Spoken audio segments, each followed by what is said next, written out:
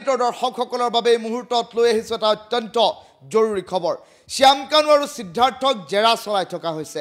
আজি জেৰাৰ বাবে মতা হৈছে জুবিন গাৰ্গৰ সম্পৰ্কীয় ভাতৃ সন্দীপন গাৰ্গকো। কিন্তু আন এটা গুৰুত্বপূৰ্ণ খবৰ এই মুহূৰ্তত টাইমিটৰ দৰ্শকসকলৰ বাবে লৈ আহিছোঁ।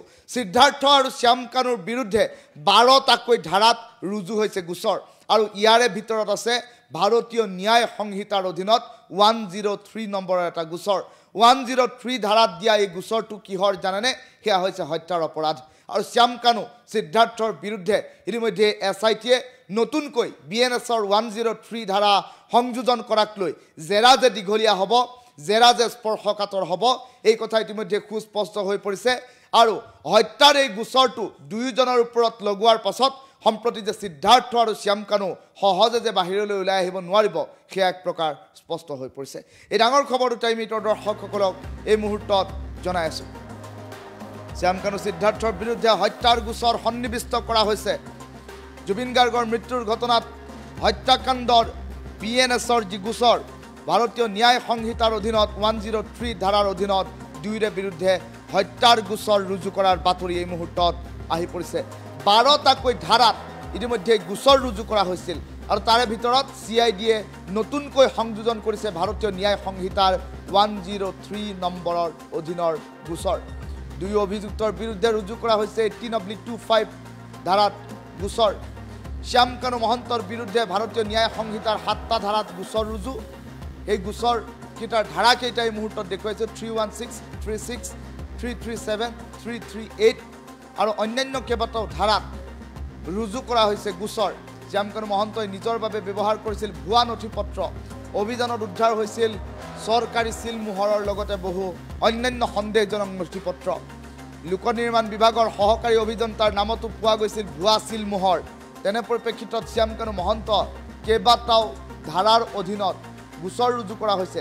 শ্যাম কানু মহন্তৰ বিৰুদ্ধে 7টা ধাৰাত গোচৰ ৰুজু কৰা হৈছে আৰু সিদ্ধাৰ্থৰ বিৰুদ্ধে 12টা।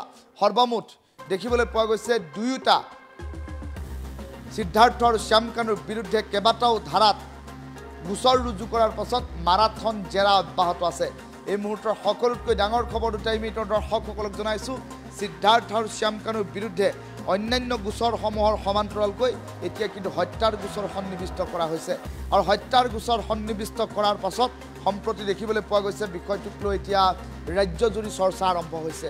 অতি সহজেই যে শ্যাম কানু আৰু সিদ্ধাৰ্থ মুকলি আকাশৰ তললৈ ওলাই আহিব নোৱাৰিব, সেই কথা এতিয়া ধ্ৰুৱতৰাৰ দৰে ফটফটীয়া এখন ছবি অসমৰ ৰাইজে দেখিবলৈ পাইছে।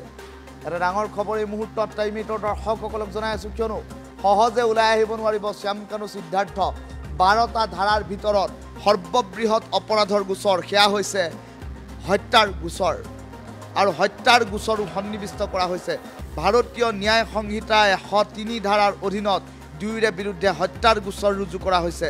শ্যাম কানু মহন্ত সিদ্ধাৰ্থ শৰ্মাৰ পৰা ভয়ংকৰ তথ্য লাভ কৰাৰ পাছতেই SITয়ে নতুনকৈ এইটো ধাৰাত গোচৰ সন্নিৱিষ্ট কৰাৰ বাতৰি এই মুহূৰ্তত আহি পৰিছে। এই ডাঙৰ খবৰ দুটা টাইমিটৰ দৰ্শকসকলক এই মুহূৰ্তত জনাই আছোঁ, কিয়নো দেখিবলৈ পোৱা গৈছে জুবিন গাৰ্গ নোহোৱা হোৱাৰ আজি 14টা দিন আৰু তেনে পৰিপ্ৰেক্ষিতত কালিৰ দিনটোত দেখিবলৈ পোৱা গৈছিল জুবিন গাৰ্গৰ আদ্য শ্ৰাদ্ধৰ বাবে লক্ষ লক্ষ জনতা যোৰহাটলৈ ওলাই আহিছিল। ৰাজ্যখনৰ কেইবাটাও প্ৰান্তত জুবিন গাৰ্গৰ আদ্য শ্ৰাদ্ধ সমাপন কৰা হ'ল আৰু সকলোৱে একেমুখে এটাই কামনা কৰিছে যে জুবিন গাৰ্গৰ হত্যাৰ সৈতে জড়িত প্ৰতিটো অপৰাধীয়ে দৃষ্টান্তমূলক কঠোৰতকৈ কঠোৰতম শাস্তি যাতে লাভ কৰে, তাৰ বাবে সকলোৱে এতিয়া ভগৱানৰ ওচৰত প্ৰাৰ্থনা কৰিছে। আৰু ইফালে ৰাজ্যত চলি আছে শাৰদীয় দুৰ্গোৎসৱ। শাৰদীয় দুৰ্গোৎসৱৰ প্ৰতিটো পূজা মণ্ডপত এতিয়া পূজাৰ উৎসাহ নাই। প্ৰতিটো পূজাৰ মণ্ডপত জনতা গৈছে, সেৱা লৈছে। দেৱী মাৰ সন্মুখত এটা কথাই উল্লেখ কৰিছে যে এই মহিষাসুৰৰ বধ হওক, জুবিন গাৰ্গৰ সৈতে ভয়ংকৰ কাণ্ড সংঘটিত কৰা মহিষাসুৰে বধ হওক, সমাজৰ অসূয়া অপুত্ৰী বিনাশ হওক আৰু জুবিন গাৰ্গে ন্যায় পাওক। এই আশীৰ্বাদ ল'বলৈকে এতিয়া পূজা মণ্ডপসমূহত সৰ্বসাধাৰণ জনতাৰ ভিৰ দেখিবলৈ পোৱা গৈছে। আৰু তাৰ মাজতে এতিয়া নতুন খবৰ আহি পৰিছে যে SITয়ে হত্যাৰ গোচৰ সন্নিৱিষ্ট কৰি তদন্ত প্ৰক্ৰিয়া চলাইছে।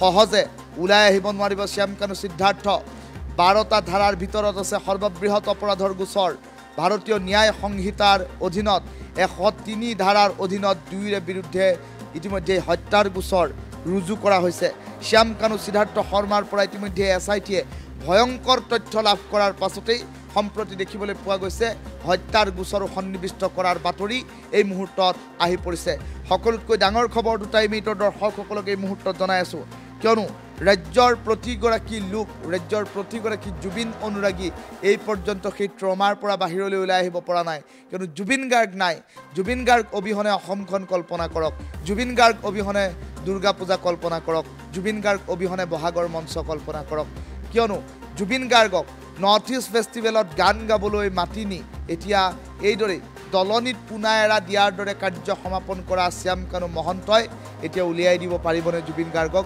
প্ৰশ্ন উত্থাপন হৈছে শ্যামকানু মহন্ত সিদ্ধাৰ্থ শৰ্মাৰ বাবে জুবিন গাৰ্গে প্ৰাণ হেৰুৱাবলগীয়া পৰিস্থিতিৰ উদ্ভৱ হ'ল ৰাজ্যবাসীয়ে শ্যামকানু সিদ্ধাৰ্থক কোনো কাৰণতেই ক্ষমা নকৰে আৰু ইতিমধ্যে এছআইটিয়ে জেৰা অব্যাহত ৰাখিছে আজি শ্যামকানু আৰু সিদ্ধাৰ্থৰ সমানে সমানে জেৰা চলাবলৈ CIDৰ কাৰ্যালয়লৈ মতা হৈছে সন্দীপন গাৰ্গক আৰু সন্দীপন গাৰ্গেও আজিৰ দিনটোত CID কটকটীয়া জেৰাত সকলো কথা সুস্পষ্টকৈ উল্লেখ কৰিব লাগিব আটাইকে পৃথকে পৃথকে জেৰা চলোৱা হ'ব আৰু পৃথকে পৃথকে জেৰা চলোৱাৰ অন্তত আটাই দিব লাগিব তথ্য আৰু প্ৰত্যেকৰে তথ্যৰ যদি মিল পৰ্টা নাথাকে তেনেহলে পৰিস্থিতি ভয়াবহ হ'ব সেই কথা এক প্ৰকাৰ স্ফটিকৰ দৰে ফটফটীয়া হৈ পৰিছে এটা ডাঙৰ খবৰ এই মুহূৰ্তত টাইমিটৰ দৰ্শকসকলক জনাই আছো কিয়নো সমগ্ৰ ৰাজ্যবাসী শোকত ম্ৰিয়মান হৈ থকাৰ মাজতে এতিয়া এটা নতুন খবৰ আহি পৰিছে সেয়া হৈছে যে জুবিন গাৰ্গৰ মৃত্যুৰ সৈতে নাম সাঙুৰ খোৱা সিদ্ধাৰ্থ শৰ্মা আৰু সমান্তৰালকৈ শ্যামকানু মহন্তৰ বিৰুদ্ধে হত্যাৰ গোচৰ ৰুজু কৰা হৈছে তেনে পৰিপ্ৰেক্ষিতত এতিয়া শ্যামকানু মহন্ত আৰু সিদ্ধাৰ্থ শৰ্মাৰ শাস্তি কেনেধৰণৰ হোৱাটো বিচাৰিছে ৰাজ্যৰ জনতাই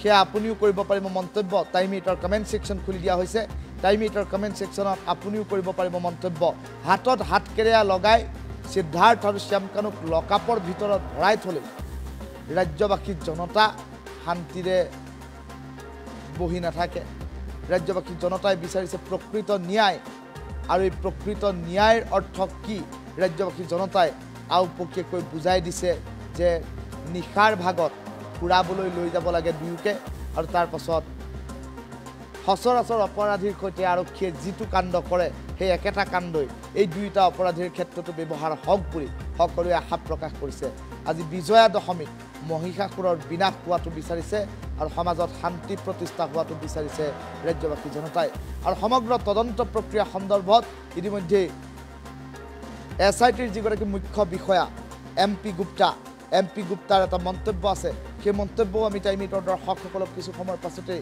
শুনাবলৈ চেষ্টা কৰিম সমগ্ৰ বিষয়টো সন্দৰ্ভত তদন্ত প্ৰক্ৰিয়া ক্ষিপ্ৰতাৰে চলিব লাগিব বুলি ইতিমধ্যে সুস্পষ্টকৈ উল্লেখ কৰা পৰিলক্ষিত হৈছে MP গুপ্তাৰ মন্তব্য এই মুহূৰ্তত টাইমিটৰ দৰ্শকসকলক শুনাই দিছো আমি সিঙ্গাপুৰৰ যেটো ইনভেষ্টিগেশ্যন আছে যেহেতু সিঙ্গাপুৰ এখন বেলেগ ৰাষ্ট্ৰ তাৰ তদন্ত কৰাৰ এটা বিশেষ প্ৰক্ৰিয়া আছে সেই প্ৰক্ৰিয়াৰ মাজেদি যাব লাগিব ভাৰত আৰু সিঙ্গাপুৰৰ মাজত মিউচুৱেল লিগেল ট্ৰিটি এখন আছে সেই ট্ৰিটিৰ মতে আমি তদন্ত কৰিম আমি ইতিমধ্যে আপোনালোকে হয়তো গম পাইছে আমি যেটো মিউচুৱেল লিগেল এছিষ্টেন্স ৰিকুৱেষ্ট বিচাৰিছোঁ সেইটো ইতিমধ্যে সিঙ্গাপুৰত গৈ পাইছে আৰু সেইমতে সিঙ্গাপুৰ ভাৰতৰ যি হাই কমিশ্যন যি সিঙ্গাপুৰত আছে তাৰ জৰিয়তে আমি সিঙ্গাপুৰৰ কনচাৰ্ণ যি অথৰিটি তেওঁলোকৰ লগত আমি যোগাযোগত আছোঁ আৰু তেওঁলোকৰ লগত যোগাযোগ কৰি আমাৰ টিম ৰেডি আছে আমি খুব সোনকালে সিঙ্গাপুৰলৈ টিম পঠিয়াম তাত ইনভেষ্টিগেশ্যন তাত যিখিনি ইনভেষ্টিগেশ্যন কৰিবলগীয়া আছে সিঙ্গাপুৰত যেহেতু এইটো আমি সিঙ্গাপুৰ অথৰিটিৰ সহযোগত কৰিব লাগিব সেইখন এখন বেলেগ ৰাষ্ট্ৰ আৰু মিউচুৱেল লিগেল ট্ৰিটি এছিষ্টেন্স ট্ৰিটিৰ জৰিয়তে কৰিব লাগিব সেইখিনি কাম আমাৰ ইতিমধ্যে কৰা হৈছে সকলোকে তদন্তৰ আওতাত অনা হ'ব আৰু যাৰ বিৰুদ্ধে যি ধৰণে আমি সাক্ষী এভিডেন্স পাওঁ সেইমতে আমি আইনগত ব্যৱস্থা লওঁ। ইতিমধ্যে এৰেষ্ট কৰাৰ আগতে এওঁলোকৰ ঘৰ আমি চাৰ্চ কৰিছিলোঁ। ঘৰ চাৰ্চ কৰোঁতে কিছুমান নথি পত্ৰ আমি জব্দ কৰিছিলোঁ। তেওঁলোকক এৰেষ্ট কৰাৰ পিছত তেওঁলোকৰ পৰা যিখিনি পাইছোঁ মোবাইল ফোন ইত্যাদি সেইখিনি আমি জব্দ কৰিছোঁ।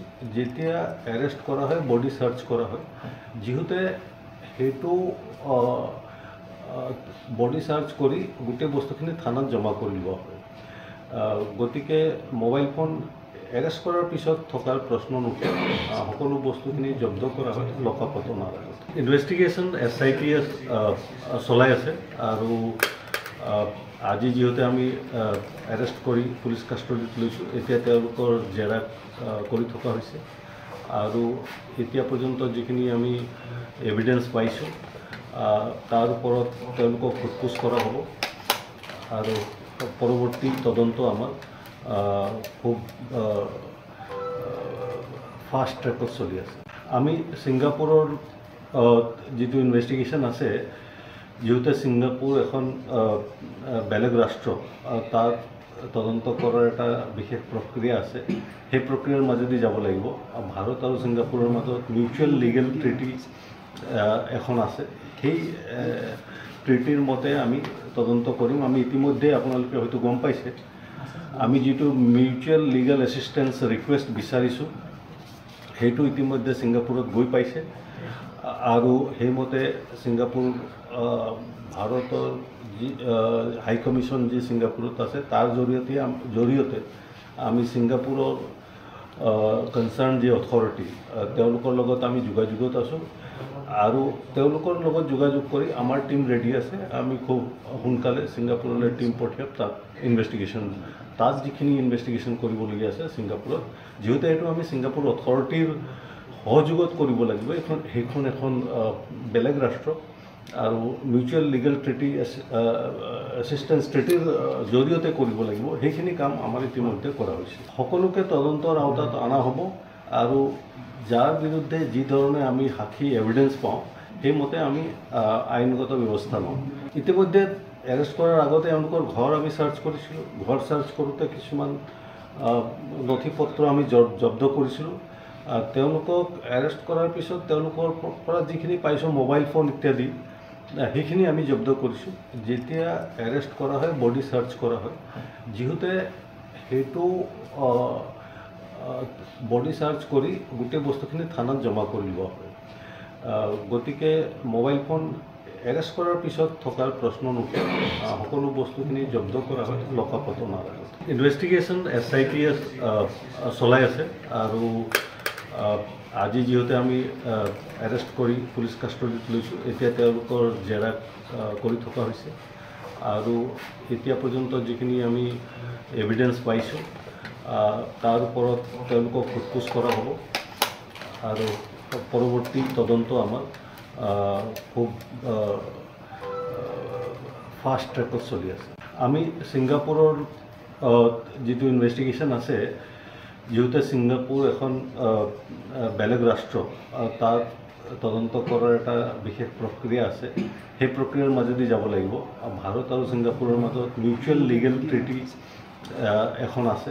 সেই ট্ৰিটিৰ মতে আমি তদন্ত কৰিম। আমি ইতিমধ্যে আপোনালোকে হয়তো গম পাইছে, আমি যিটো মিউচুৱেল লিগেল এছিষ্টেঞ্চ ৰিকুৱেষ্ট বিচাৰিছোঁ সেইটো ইতিমধ্যে ছিংগাপুৰত গৈ পাইছে আৰু সেইমতে ছিংগাপুৰ ভাৰতৰ যি হাই কমিশ্যন যি ছিংগাপুৰত আছে তাৰ জৰিয়তে আমি ছিংগাপুৰৰ কনচাৰ্ণ যি অথৰিটি তেওঁলোকৰ লগত আমি যোগাযোগত আছোঁ আৰু তেওঁলোকৰ লগত যোগাযোগ কৰি আমাৰ টিম ৰেডি আছে। আমি খুব সোনকালে ছিংগাপুৰলৈ টিম পঠিয়াম তাত ইনভেষ্টিগেশ্যন, তাত যিখিনি ইনভেষ্টিগেশ্যন কৰিবলগীয়া আছে ছিংগাপুৰত, যিহেতু এইটো আমি ছিংগাপুৰ অথৰিটিৰ সহযোগত কৰিব লাগিব।